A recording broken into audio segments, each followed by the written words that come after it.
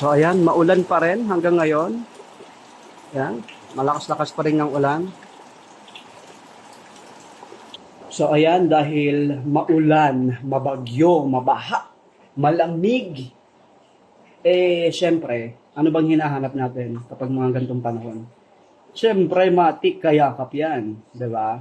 Cuddle weather, so dapat may mga kakadol-cuddle tayo. Pero, hindi naman lahat, merong mga kayakap. So, pwede tayong gumawa ng mga pwedeng ikakainit natin katawan, di ba? So, pwede tayong magkape, di ba? Oh.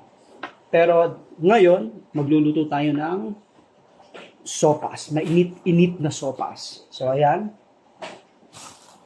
Ito, nakahanda na ang mga gagamitin natin. Ayan. Siyempre, meron tayong hotdog, tapos margarine, tapos ito. Tapos siyempre may gatas tayo. Tapos ito, celery.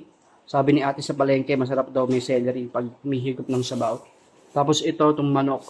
Yan, mga chicken breast. Ihahalo natin yan. Yan, so dahil nga wala tayong kakadel, so kailangan magluto tayo ng sopas, pampainit ng panahon ng katawan. Dahil hanggang ngayon ay umuulan pa rin, so dahil nga may bagyo, kagabi, mga alas 4 ng madaling araw, pumasok yung baha sa loob. So, medyo nalinis naman. Okay na siya ngayon. So, nalinis na. So, ngayon, magluluto na tayo ng sopas na pampainit. Yun. Lagyan natin yung kaya nilagay ko na yung gatas. Yan. Susunod natin yung mga gulay.